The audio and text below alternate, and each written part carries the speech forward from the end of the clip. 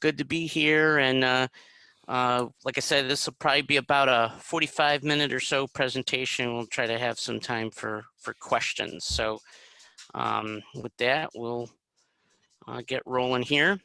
So the history of the Boston Marathon. So first of all, this is one of the largest public service events amateur radio does in New England and potentially nationally. There are 280 amateurs that volunteer across the Boston Marathon, and we have different segments: start, course, finish, transportation, and then the net control, what we call the net control operation centers for a couple of the segments, particularly course, finish, and net control at start also, though that's a relatively smaller operation because it's confined to the starting area in Hopkinton, Massachusetts.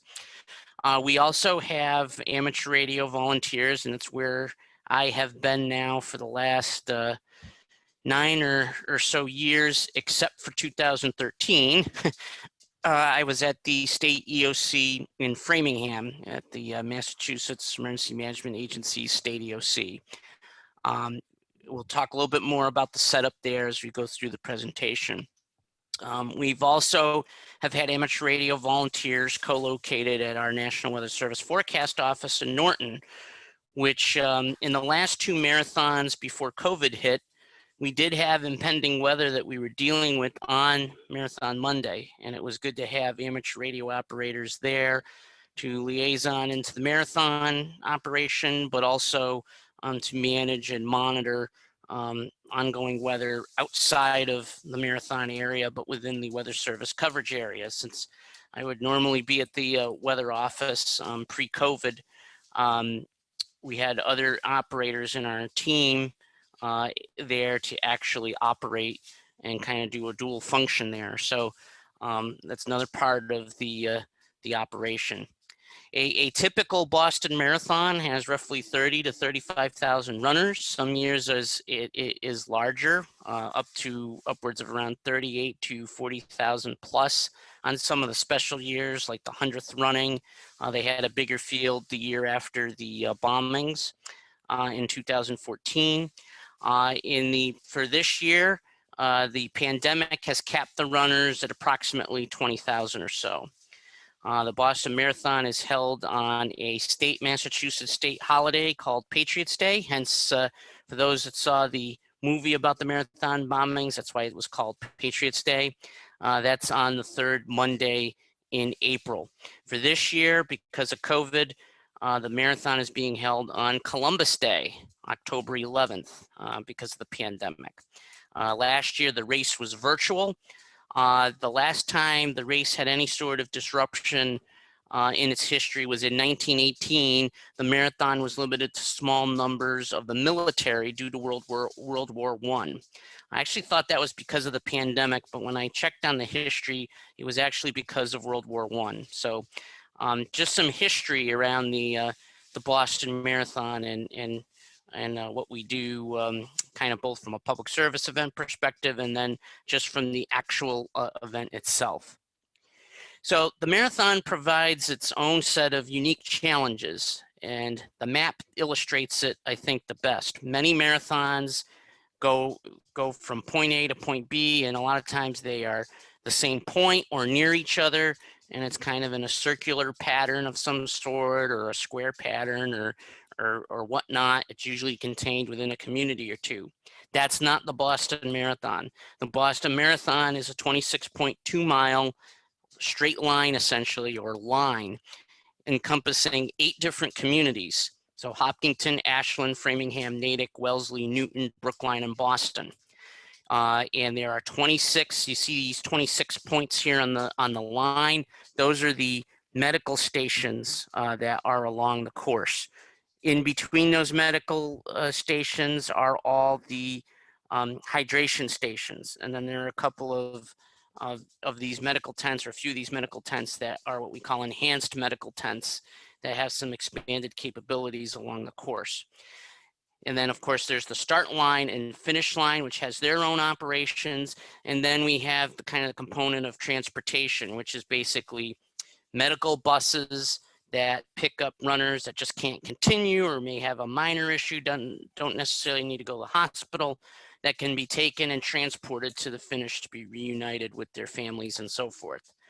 So there's a lot of logistics here because it encompasses a line of activity across communities. There's multiple jurisdictions because it's 8 cities and towns. In Massachusetts, we don't have any kind of county government. So it's the communities and the state that deal with the marathon. At the MEMA State EOC, they stand up a multi-agency coordination center, or MAC, that's focused on the marathon and handles all the public safety needs. What we have in Boston at the finish line is the BAA Ops Center, which handles all the logistical needs. So there are times, of course, we'll get requests for support that are logistics that come into MEMA. Those will get routed back to the Ops Center. There are certainly times where the Ops Center may need public safety support. They'll take the information and work it through MEMA.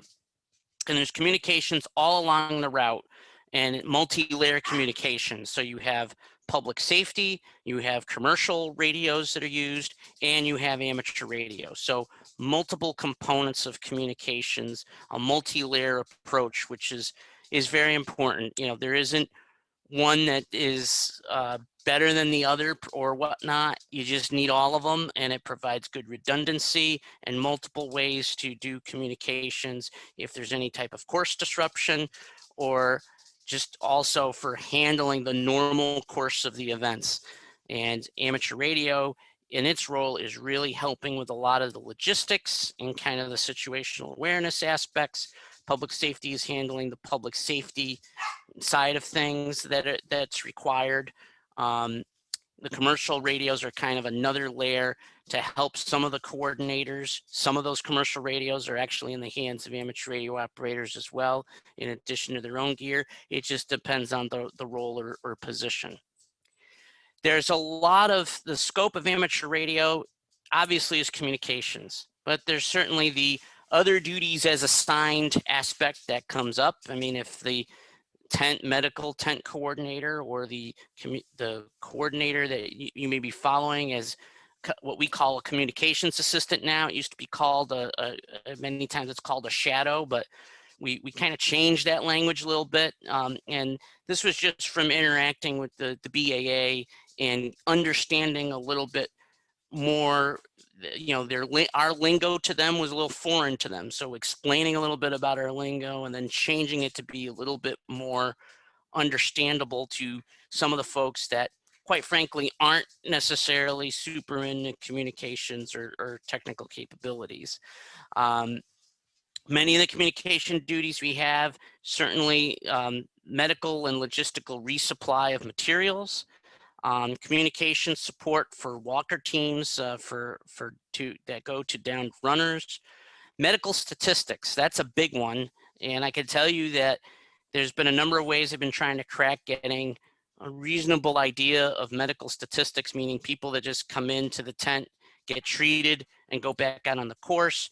There's also the ambulance request aspect, et cetera, kind of having a number of metrics to understand what's happening in each tent.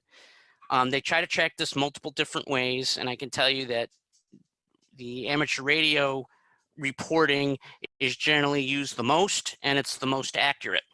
And I think it's because it's a thing that we can focus on versus the medical tent leader or trying to put it into a computer program and so forth. Our relay of it, and we kind of have come up with, and it was an improvement that's been made over the last several years, a way to share this information so the ops center can see it, the net control centers can see it, I can see it at State Emergency Management as well as others within the room, so people have a better sense of what's happening across the course. There's a downfield safety team for runners at start that amateurs support. Finish medical tent communications, communications assistance for key coordinators, ambulance requests for runners is kind of a secondary role. There's kind of a slate of EMT communicators that do that, but a number of them are amateurs, and sometimes that communication comes over amateur radio. And the other thing I'll mention, and I should add here, is the medical bus transportation. That is a huge piece It's often one of the most complicated pieces, and that piece was very important during the bombings in 2013, which we'll be talking about here in a moment. And speaking of the bombings, so this was 2013, and it was 8 years ago, but I remember it vividly as if it was yesterday. And you see a picture of me with the medical coordinator who always stationed herself at Heartbreak Hill in Newton, Mass, which is a little over halfway from a little over the halfway point within the course. You know, many of the things that I did on that day was just being her communications assistant and making sure her directives were being followed. When we had the bombings, a lot of things happened. First of all, cell phones, and some people said, oh, it was because they shut them down because they were worried about other devices and whatever. No, they were just simply overloaded. So my phone was basically inoperable for phone calls and texts for several hours. That said, amateur radio, public safety radio, and commercial radios remained operational.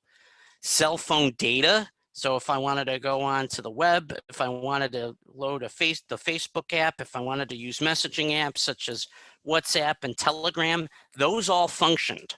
So there was some communications issues. It wasn't enough to knock out all of the layers of communication, but this is why being multi-layered is so important.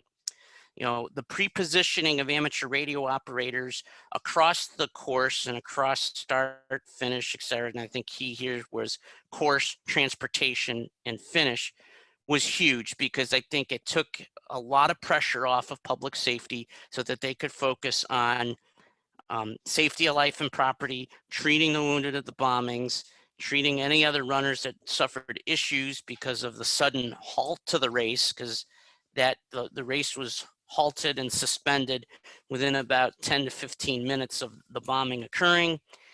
All of that was very, very critical in assuring that we could get the folks that were wounded the attention that they needed, and also start to figure out and fall back to other plans to handle what's essentially just labeled, generally speaking, a course disruption. And there were course disruption plans that were employed for the marathon. They were more geared towards there was a weather suspension, but whether it's weather or bombing or whatever the incident was, it's simply, you know, generically a course disruption, and the plans are very similar. I could say that amateur radio frequencies were monitored by FEMA and Red Cross for situational awareness to understand what was happening across the course and the various areas that were affected. So there were a few ways amateurs supported things during the bombing. The first was amateur operators who had medical training. They used their medical skills where they could. There was an amateur operator at one of the medical tents that was an RN. A lot of the public safety folks were drawn to the bombing. They was able to give the initial evaluation of the runner and successfully get public safety personnel and the runner united so that that runner could be treated. Another amateur operator who happens to be a personal friend of mine is also on the on-call fire department in one of our local towns. He's also an EMT, used his medical skills at finish to help with some of the wounded. So there are those are just two of probably a number of stories in that respects. A big part of what the team did, both the Red Cross and amateur radio, was to help with the logistical communications of we stopped the race, all of the runners are congregated at various medical stations. I would say largely in the last 2/3 or so, maybe half to 2/3 of the course, we were able to execute once public safety made decisions on what they were going to do. They were going to open up what they then called shelters. Now they call reception centers, essentially designated location to bring the runners to in various sites at the local cities and towns, and then regroup the medical bus transportation operation to be able to pick up all these runners and rendezvous them to a new point, because the finish line was closed off and was essentially a crime scene. So that was a big role of what amateur radio did. I was the communications assistant, or at the time was known as the shadow for the course medical coordinator, Candy Finch, and she was providing direction. And shortly after the bombing, I made sure to actually hand her the radio and was able to have her communicate directly to folks on the course as third-party traffic. And I did that because if people knew there was a course disruption, some probably knew that it was because of the bombing at the finish. Others may not necessarily known, but there could have been a lot of confusion, and it was important, I felt, for some of the other medical tent leads to hear that their medical coordinator was providing direction. I was the voice at times behind that. I wanted to make sure that they knew that that voice was right near me and they actually heard it for some of the key direction points. And I did the same thing on the public safety radio that I was given that day. I actually called them and said, stand by for traffic from the medical coordinator directly, and put her on directly with the folks at MEMA so that they were aware of what was happening and knew there was a direct line to her if they needed it. That was kind of everything that at a very high level and in a short period of time here of what happened during the bombings. And then after the bombings, there was some reevaluation and changes. And you say, well, if everything was so successful, why the reevaluation and changes? And I think the biggest reason was, generally speaking, public safety was in a support role, and they did a very good job in that support role.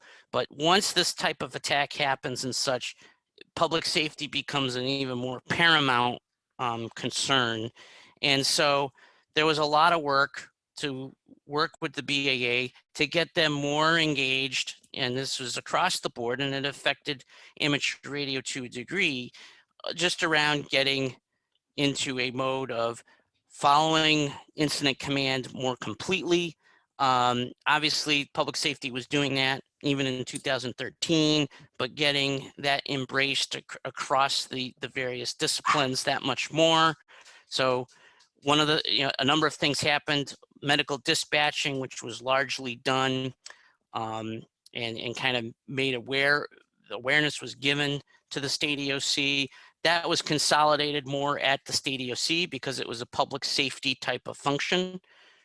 Logistics, there were trailers that were used as kind of a center for the finish line. They kind of expanded that into a BAA ops center in a building in Boston.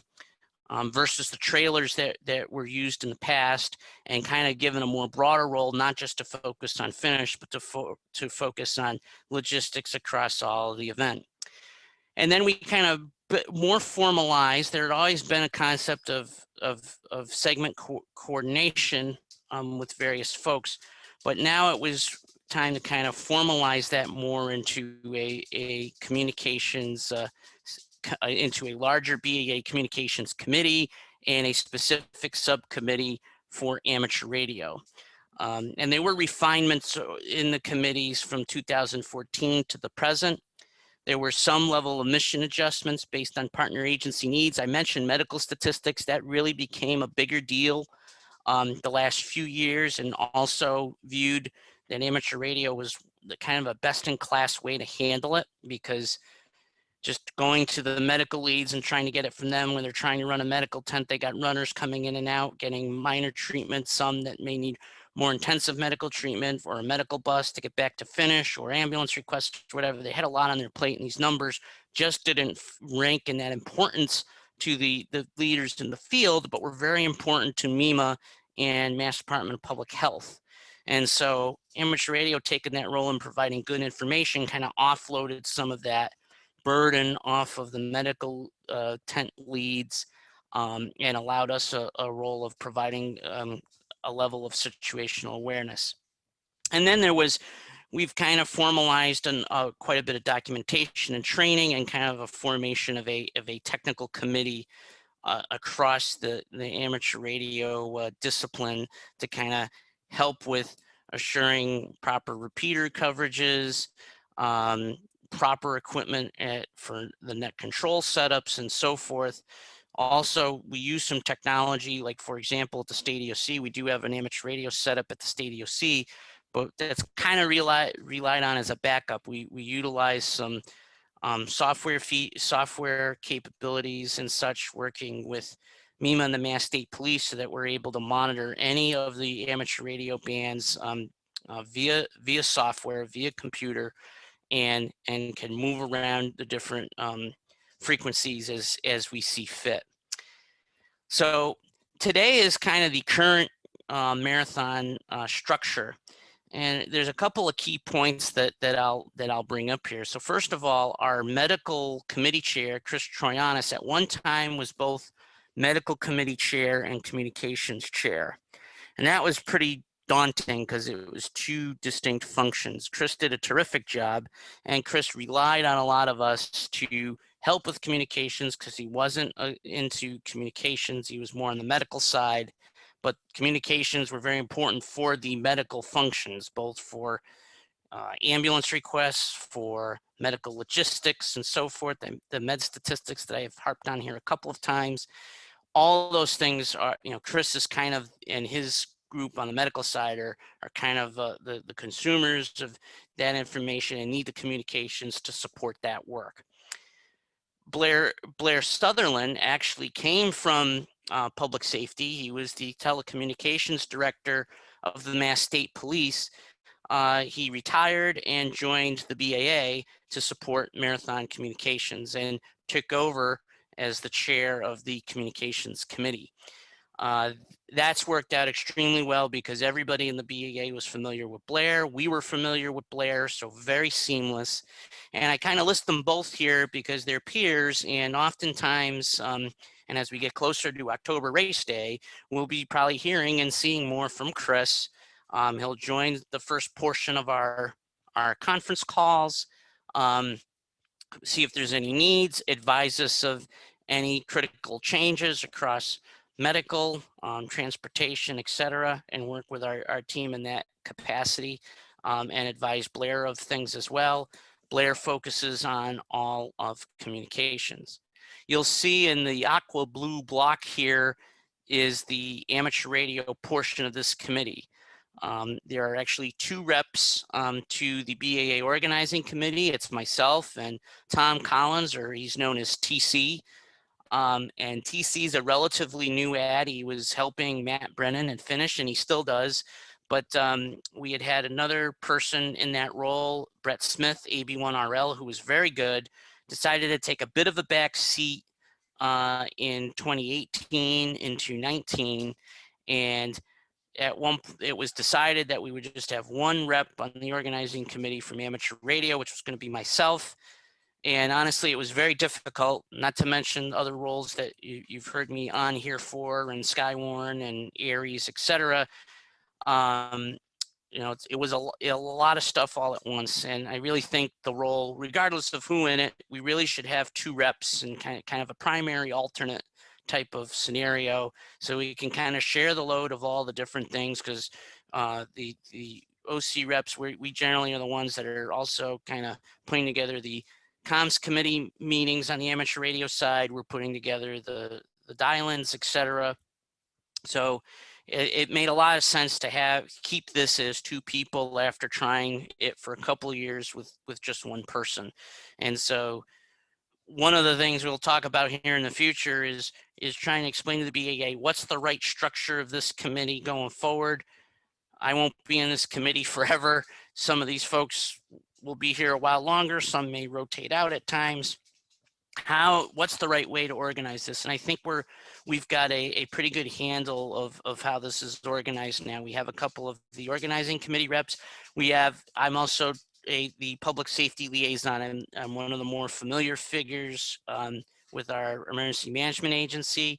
And so that's a function within our committee for amateur radio to have a liaison. So I have that role as well.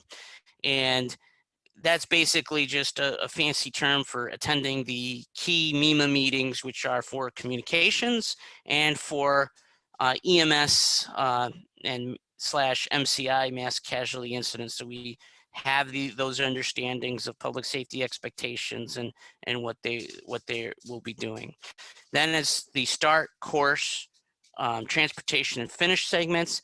And I want to point out Matthew Foreman, who is our excellent technical subcommittee, what we call TIS, Technical Infrastructure Subcommittee lead. And he does a lot of things, not just on race day or making sure repeaters are ready, working with others on the TIS subcommittee, and Matt Brennan on finish does a lot of work here as well on the technical side.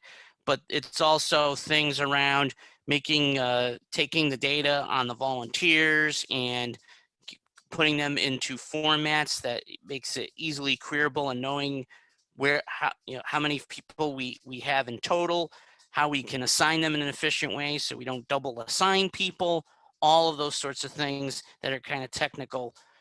Foreman and his subcommittee do an excellent job providing that kind of support. And you really kind of need to have a technical kind of focus area and some folks underneath that person to focus on all the various technical facets of what goes on both prior to race day and during race day. One of our communications assistants is actually on our committee as well, Ralph Swick. Ralph has been the communications assistant, and I almost said shadow, for Chris Troyanis for, I think, 25 plus years or so. He's earned some recognition in that area. So he is on our committee because he knows Chris extremely well. What's his expectations? What happens when he works with him on race day each year? What sometimes he'll hear what things can be improved on going forward and can feed that back to us. So Ralph is kind of in that role to support that. And he kind of was chairing the finish segment for a while. Matt Brennan is really now in charge of the segment as a whole. Ralph is kind of our eyes and ears on race day into things Chris needs on race day and things that we can do better, if any, as we go into future years. And the other thing that Ralph does that is hugely valuable when he's on committee calls, he is our scribe. And I can tell you that is a huge burden that it takes off of both either myself or TC running the calls, to have somebody that's actually being the scribe and taking all of the notes and so forth. Now, in the communications committee in general, so below the blue box here, you have the DC rental of folks. That is the commercial communications firm. It does the commercial radio system and some of the folks there, and we work with them on prior to and on race day, not only for any commercial radios that certain folks on our side may need, but also for antenna support at the BAE Ops Center in Boston and things of that nature.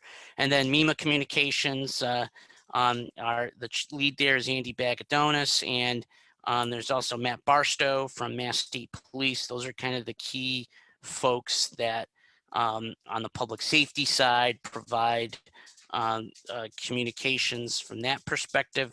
They are on that general communications committee. So that gives you kind of the layout of the org. And then in operations, Lauren Poshan is the ops coordinator and lead that Chris and Blair talk to often, and leads the organizing committee meetings. A name you may be familiar with because there's an organization called DMSI, is Dave McGilvery Sports Enterprises. Dave McGilvery is the race director as a whole, and on the DMSI side. And a little sidebar fact, the DMSI folks, not only do they provide a lot of support for the Boston Marathon, but they also provided support for the vaccination clinics that were at, in particular, Gillette Stadium in Foxborough, Massachusetts, when we were doing regional vaccination till more vaccine became available to drive that locally from a COVID-19 pandemic perspective. So if you know a lot of logistics on races, it translates well to other things like these vaccination clinics and so forth. So a little bit of more history and a little bit of a sidebar on some structure.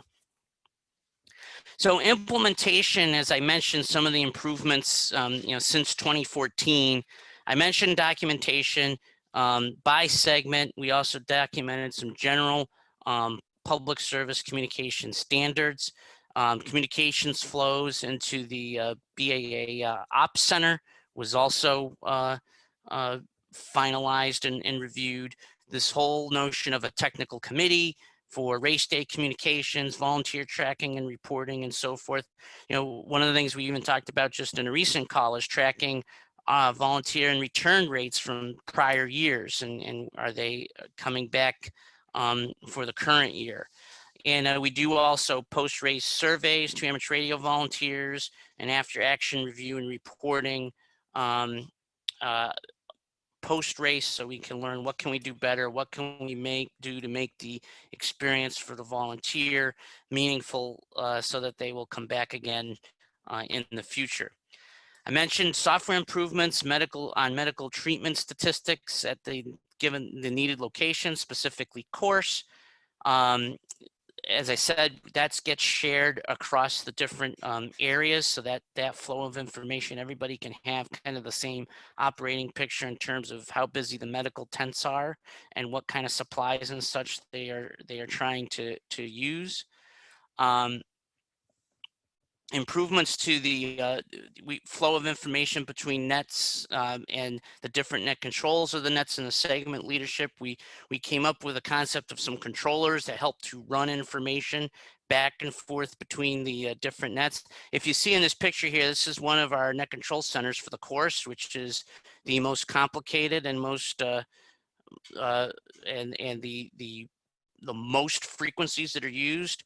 So you can see here, there are roughly, counting out loud here, there are about 9 different nets going on concurrently across the course. That doesn't even include transportation, which if you see here in the second picture off in the corner is some of the transportation net control folks. So there are many nets, and I'm just talking about course.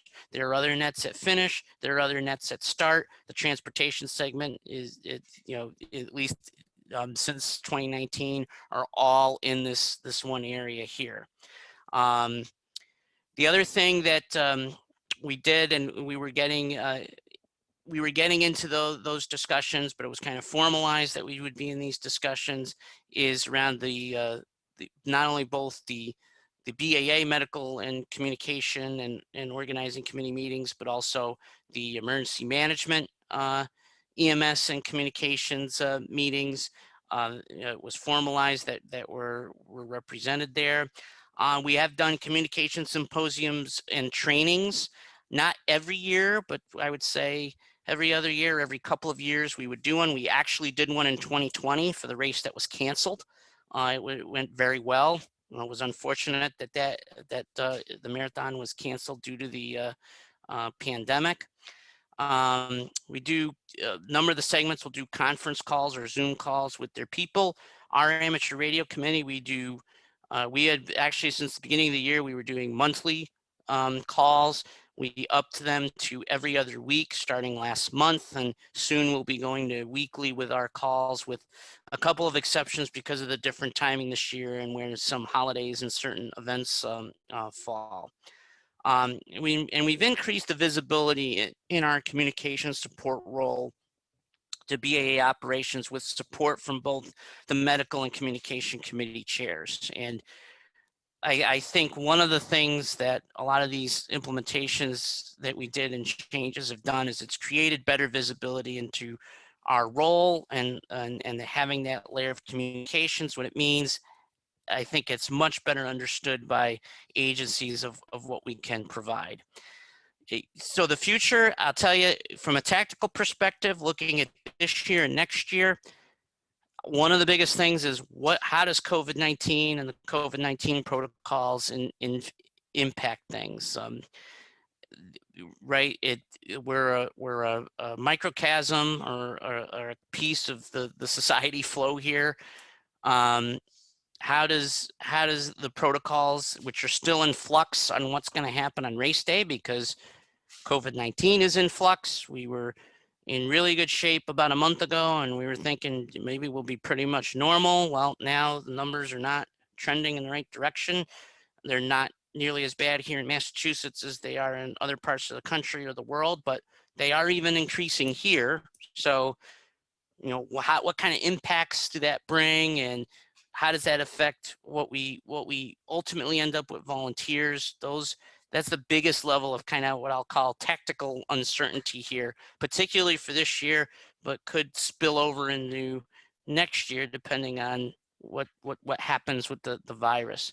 But looking at it kind of bubbling up from that and looking at it from a strategic standpoint, one of the things I think is important for the BAA to know is kind of what's the right structure for how amateur radio plays going forward. I think we have the right formula now as a committee and the right structure. We've done a couple things over the last few years, tweaks in different directions, and like one of the ones I mentioned that we pulled back is really having 2 in a box for OC representation. I think we tried one. As I said, I think that was very difficult based on the level of meetings that goes on. Having 2 makes it the burden easier, and we can share a lot of different things that way. I think we've figured out the right roles and responsibilities for folks, and just show that to the BAA. And we have a number of assistant coordinators that are under each of the wings of the segment coordinators. For example, our longtime start segment coordinator, Mark Richards, has stepped down, but he's still providing his mentorship to Dan Loveman, who is our start segment coordinator for this year.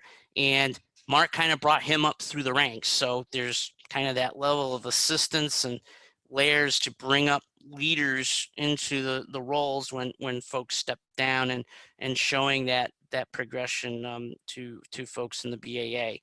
And there's been some things that we've done process-wise that have been adopted or other organizations that support the BAA and the marathon have used. Like, for example, everybody gets, you see all the jackets here for the different volunteers. Well, our team has a whole process and plan that Matthew Foreman and Matt Brennan have put together for jacket packing. If we find a location, we set it, we get all the materials, and a number of volunteers will get together and pack our own jackets. Well, one of the transportation teams within the marathon learned of this and asked to be a part of our process because it was that good, and that really kind of bubbled up into the organization about we've got a really good process for this, and other groups had started to utilize it. With COVID this year, we'll see what really happens with that, but we're hoping at least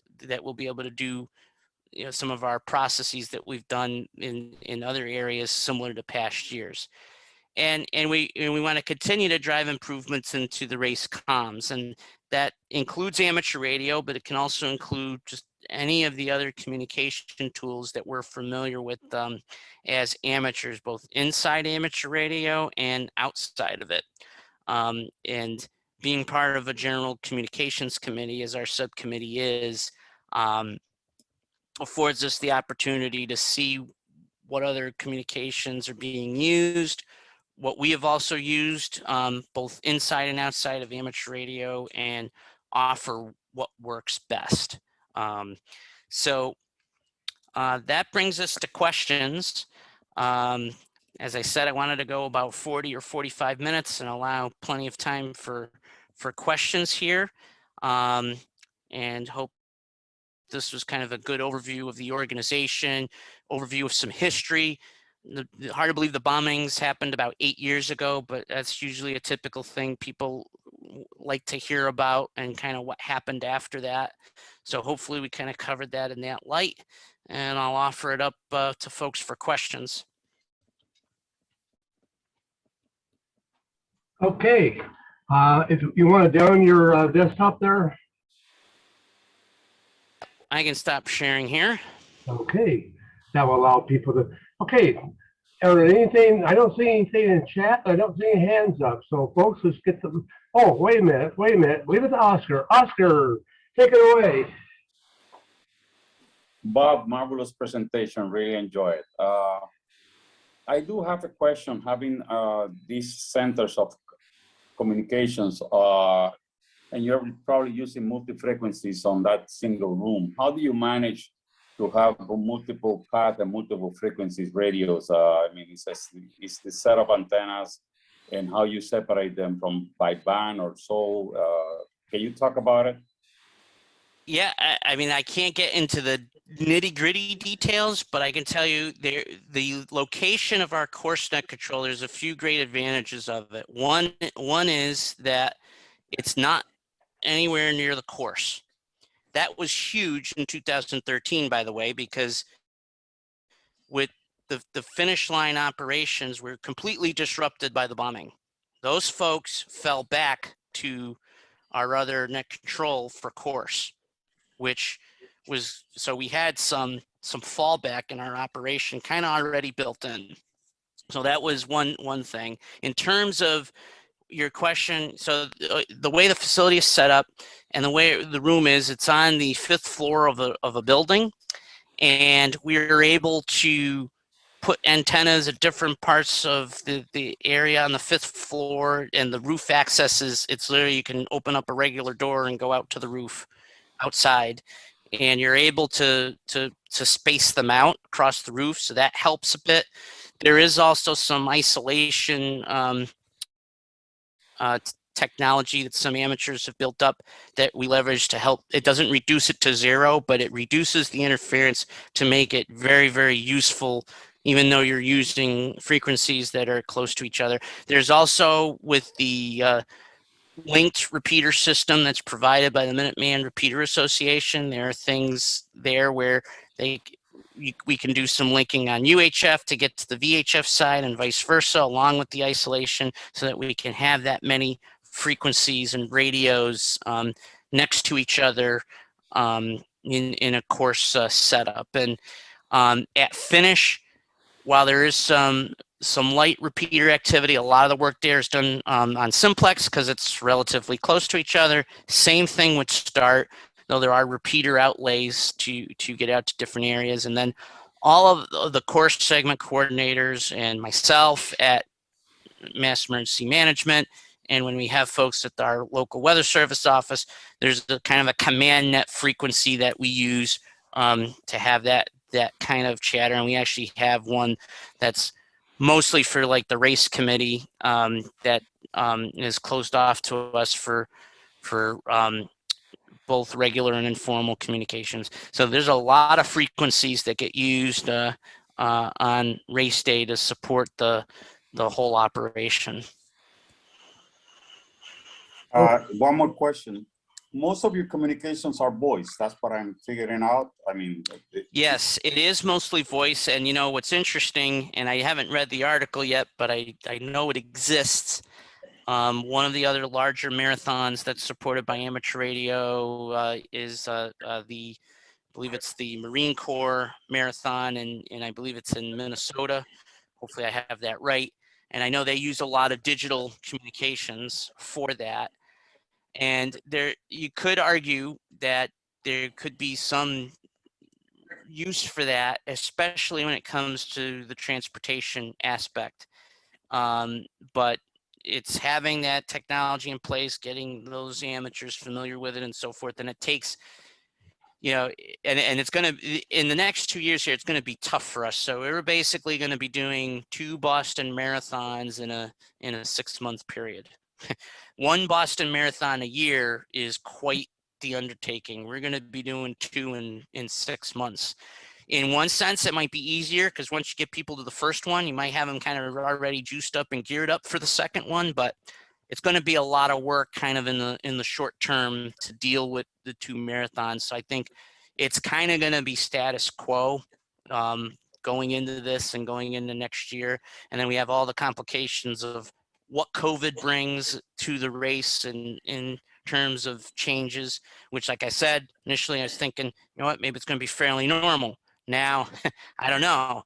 it may not be quite as normal. So that's going to be, I think, we're going to be more focused on those things and kind of keeping things, functional.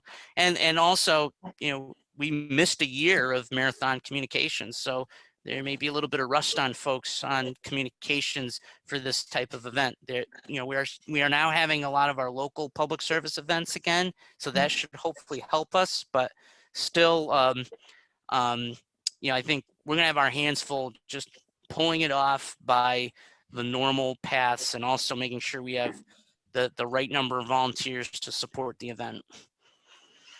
Last and not least question. You use the standard gear that you already have installed in buildings and in the hills, or you put extra repeaters or relay stations within the marathon? I'm not talking about this specific. I'm talking about Right. how you structure that. Largely, all of the repeaters used are present. We may have a couple of portable repeater type things at start or finish that support things, but the net controls, those are all set up the weekend before race day. So that weekend of race day, those net controls get stood up. So it's usually about a day's worth of work, typically done on the Saturday before the Monday marathon. And for the ops center, they could typically get started earlier this year because of the different date. It might be a little bit less early than normal, I'll say, but it is set up essentially the weekend before, that Saturday, Sunday before the Monday race day. Okay. Thank you, Bob. Marvelous. Yeah, thank you, Rob. Is there any more hands or questions out there? I have a question. Larry, you got your hand up. I didn't go through how to raise your hand, but luckily we saw you. Go ahead, Larry. No, yeah, I know. Rob, I have a question. I want Barely hear you. Really? I'll try and speak louder because I've got my mic clear all the way up. Your audio's soft, but I can hear you, Larry. Go ahead. Okay. I'm one of the net controls for the Wineglass Marathon here in New York, from Bath to Corning, New York. And after your incident, we all had to put protocols in place to stop the race.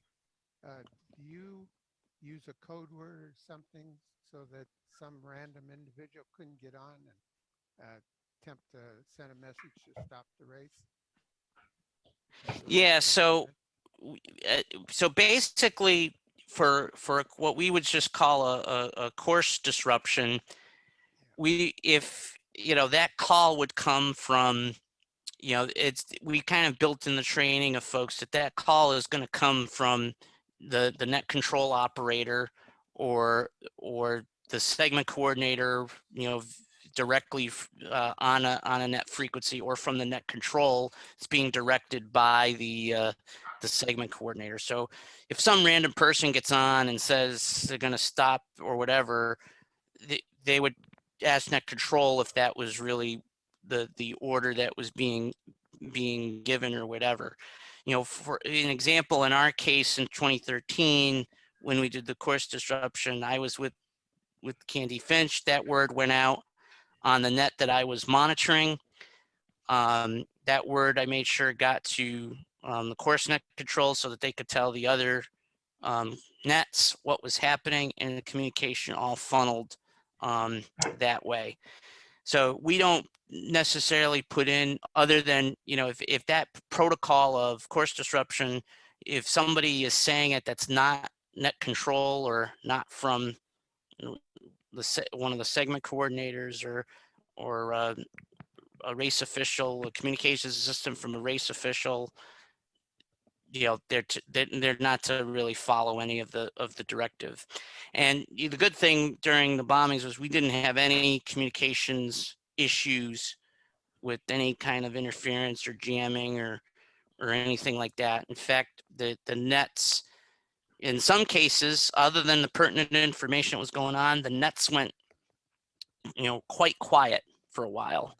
And you think quiet is bad. Well, no, quiet is good, because it means the right communications are going out and there's plenty of air dead air so that if there's a priority message that needs to go through, it can get through. So that was, I think, that's how communications should be. And if you go and listen to public safety when they're dealing with significant incidents, the ones that go better are ones where if they're busy, it's very calm, and the messages have just enough detail so you know what's going on, not too little, not too much, and the information gets passed. So that's kind of what happened in 2013, and it's what happened it's what's happened in other cases that we dealt with. You know, we had an interesting situation with the last weather situation back in the, I believe it was the 2019. We had bad weather in both 2018 and 2019. Actually, I think it may have been 2018, where we had kind of what we call a partial course disruption, in that it was so cold, some of the towns felt they needed to open their reception centers from a warming perspective. And some of that communication, we were the ones kind of telling folks, hey, we're hearing this warming center's opening. And I bring it to MEMA, and they were like, wow, really? Well, we're not in full course disruption, etc. We managed it. We actually had some communicators in place so we could keep an eye on those areas.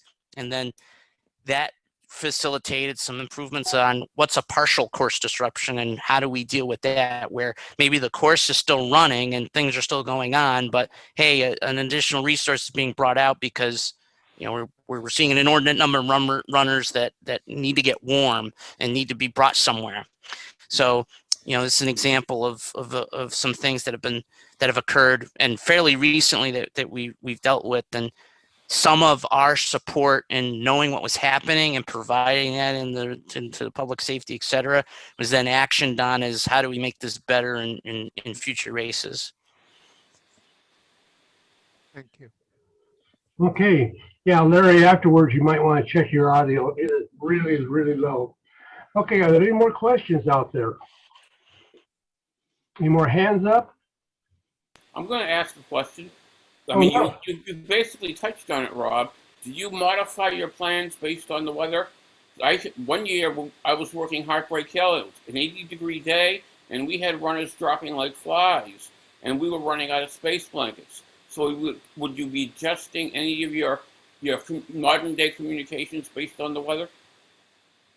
So not really the communications, because you know, I mean, I was involved with the 2004 marathon as a net control, and it was 90 degrees, and like my net cleared 60 medical ambulance requests, 11 line other requests. It was an interesting year, and that facilitated its own set of changes because there were ambulance task forces activated, and state resources didn't know what was happening, and so there were a lot of things discussed and changes made there to kind of make that awareness known.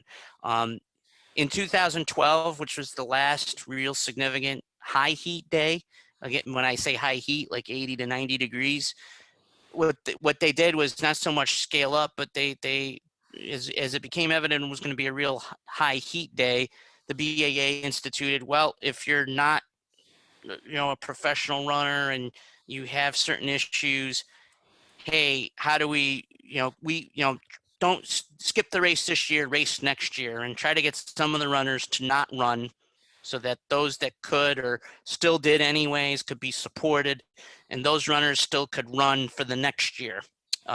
So there's things like that the BAA has done. If they think it's a high heat day, it's going to be interesting to see what kind of weather we get on October 11th. In our area, you know, it's probably no different than you know, in April. You know, we've had some very, very cold days, we've had some very, very warm days.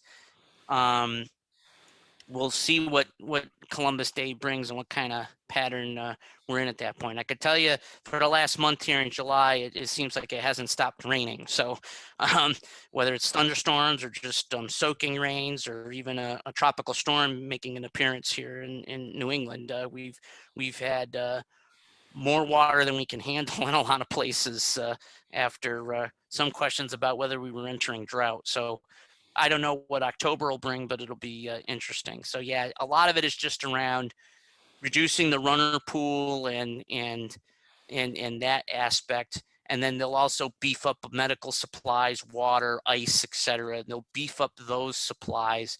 Communications will stay static and just fulfill the missions that are supported each year. And yeah, Michael, I'd love to bring you guys some rain out there in California. We have some places. I believe we've already broken our wettest July on record in Worcester, at least, and there may be a couple of other locations. Further, you know, an interesting tidbit, because I talk and text at times with Jim Cantori, and it's been mentioned that, you know, this is some of the wettest July numbers we've had here since 1938. And for a little trivia, that was one of our greatest hurricane landfalls here in New England, the Great New England Hurricane of 1938. So does history repeat itself? Who knows? But these are some of the things that we're looking at here, and kind of digressing way off course. So I'll pause again for some other questions. That's interesting. That's fine. I don't see any more hands. Anybody got any comments? Great presentation, Rob. Thank you so much. Yes, you took the words right out of my mouth there, Barry. Very good presentation. Appreciate you, and appreciate you coming back and doing this. No, my pleasure to get back here to the Rat Pack. I thank all the compliments. I didn't get to thank everybody, but I appreciate all the well wishes and comments, etc. And I'll put it out there in case folks want to travel. You know, New England's a great place to be in the fall if you like color and leaves and stuff. Volunteer registration for amateur operators is still open till July 30th. And we do take folks from anywhere. And we do have a few out-of-staters that do join us. So if you're interested at all, we have hamradioboston.org. It's not the most, it isn't a super thrill of looks of a site, but we do have the volunteer registration info there if anyone is interested in joining us in 2021 or some future marathon. So thanks everybody for their time and their attentiveness and all the good words, and appreciate being here tonight. Appreciate you very much. It was a really, really good presentation, Rob. Okay, folks, unless we got some, I see people clapping, not holding their hands up. So if you're intending to hold your hand up, you're clapping. At any rate, I'm going to say, pull the plug here and say 73s, everybody. It's been a great. Thank you all for coming. Yes, thank you all for coming. Thank you, thank you, thank you. Okay, with that in mind, we'll say 73s. Again, I'll remind everybody, if you, after I close it out, the thing's open to come back in and just chat amongst yourselves. It's just come back in like you did to the presentation, and I'll leave it open for everybody just to meet with everybody. Okay, 73s, and again, thank you. See you next week.